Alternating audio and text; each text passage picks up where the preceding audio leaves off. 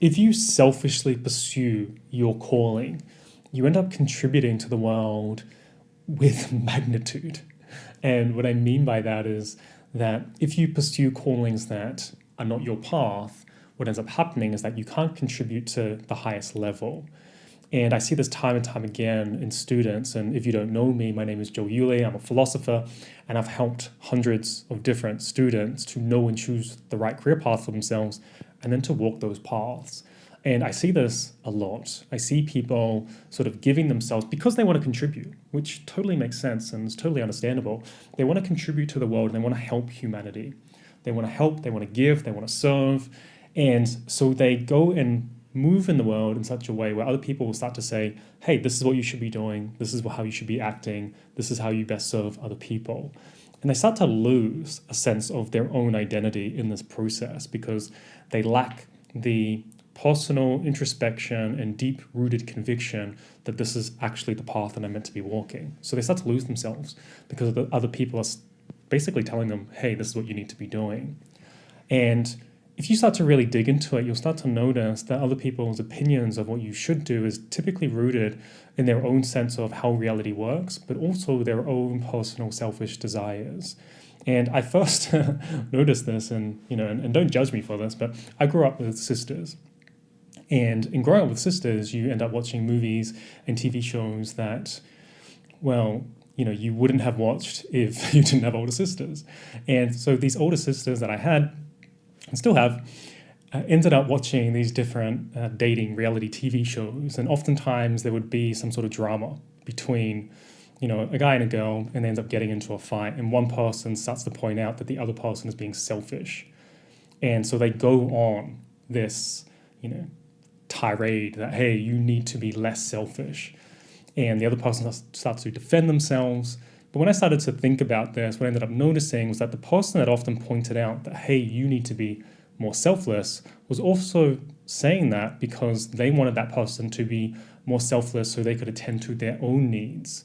So in other words, they had their own selfish personal desires that they wanted this other person to attend to. Now, the irony of this, of course, is that oftentimes when we look at this sort of situation and we look at it in relation to career paths, what you'll find is that people will end up in circumstances where they start to pursue a career path because somebody else said that they need to be more selfless. They need to contribute to the world in a better way.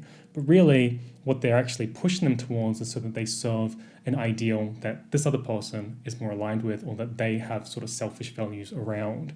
A very common example of this is when parents will push their children to pursue very, very particular career paths and say that if they do not pursue this career path, say, for example, your parents said, hey, you need to become a doctor, and you need to become a doctor for the good of the family and so that you can help to preserve the family in terms of its wealth and its status. And so the child goes and does this. And yet it was the parents' selfish desire that this child should be living a very particular life that led this other person down this track.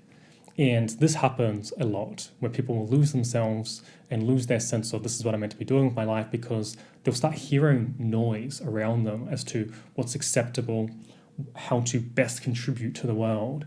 And so they will start to align themselves in ways that don't actually allow them to contribute at their highest, don't actually allow them to give back in a way that is suitable to who they are as an individual, to how they should be expressing themselves and walking their path in the world, which is both tragic and also it can be avoided.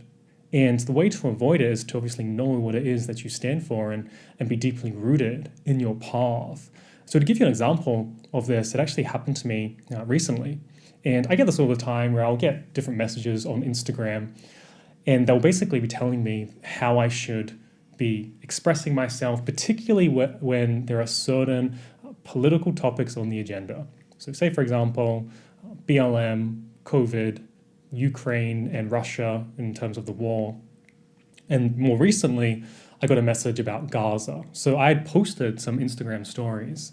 And in those Instagram stories, I had said that people need to speak up in order to express themselves. And this is a topic that I've done a lot of research with and have worked with a lot of people in and been telling people how to express themselves in different situations. Maybe it's expressing themselves online, maybe it's expressing themselves with a partner and being able to properly orchestrate how to navigate a tricky situation when having a conversation with a partner, speaking to people within the workplace, looking to get a raise, all these kinds of things that pop up when one needs to speak up and express themselves and not just sort of avoid either conversation or only put on a fake facade at the forefront in order to just get through it. And so in doing this and posting this story, somebody said, well, you need to speak up about Gaza. I believe that the exact words were something like, speak up about Gaza, fam. And I remember just reading this message and I'm thinking to myself, why would I speak up about Gaza? I have no expertise in it. I have not dived into any of the research. I have not been I'm not aware of it. I don't know how it goes, and I don't know what, in any way, shape, or form, my opinion would do to solve this category, this idea, this subject that is currently a topic that everybody is bringing to the forefront of attention. And the interesting thing here is that what I noticed, especially with people that don't know what their path is that when the noise comes, when some sort of event comes through, they'll sort of just drift into that event. They sort of just go with that wind. And then they start speaking up, talking out loud about things that they don't know anything about. And if we talk about this in terms of a career path, and when I'm talking about a career path, I'm really talking about your calling, the thing that you're born to do, the thing that you are meant for in this world. Think about how you would live in this world and how you would contribute to this world if every single trending moment that came through was something that you spoke about. Compared to if you found what it was that you're meant to be doing and you just worked on that thing with depth, with craftsmanship, with attention, with focus, with a level of devotion that is more than simply a moment, simply a couple of months.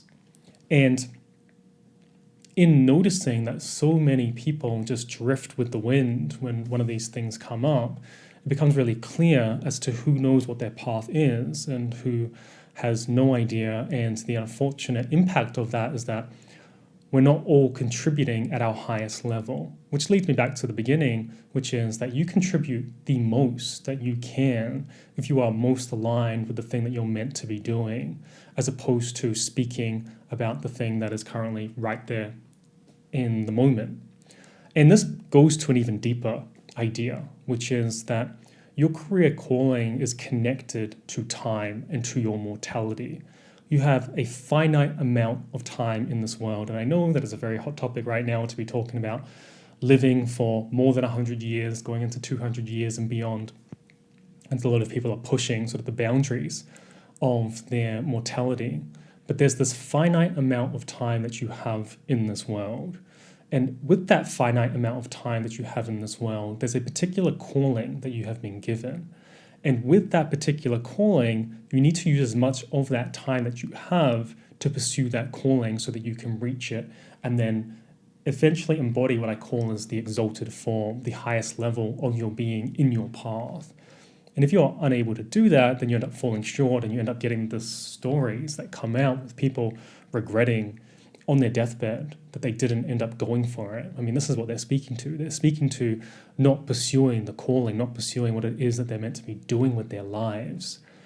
And I notice that people that don't have that ability to be selfish and truly devote themselves to their calling, they end up drifting into these areas whereby someone can just ping them in an Instagram message and then suddenly they're standing out in front of the crowd and talking about things about Gaza because they did 20 minutes of research before jumping on camera. And this is a misstep. This is something that needs to be avoided. And it can only be avoided by really knowing what it is that you're about, who it is that you are, and where it is that you're meant to be going. And that requires a deep personal connection with yourself and being deeply in tune with yourself so that even when the tornadoes come through, you can ignore the noise. And so you want to go from this place of thinking that other people know how you can best contribute to instead aligning yourself with all the faculties and gifts that you have been embedded with in this lifetime and building your path alongside those. And that's how you're going to contribute the most. that's how you're going to really give to the world. If I had started to speak about all these different political events, I wouldn't have been able to help hundreds of people to know the right career path and to begin walking their path and end up being able to contribute on their own personal level, simply because I was able to connect in with what I call my career archetype, which is a philosopher. And so that's what I'm doing, and that's what this is about. And the only time I will speak about something like Gaza is in times like this, to show you that for me, going and venturing into that domain is really just going to take me off my path. So with that being said, if you're interested in learning more about how to connect with your calling, how to know your career path, you can go ahead and you can click the link below. I have a community and a membership where I end up teaching and guiding people to know the right career path by unearthing their career archetype. And I also have discovery calls available. So if you're not quite sure what your path is and you want to talk to me one-on-one and sort of just get some feedback and know where you are at and where potentially you might need to go in order to know the right career path, you can also go ahead and apply for a free guidance call.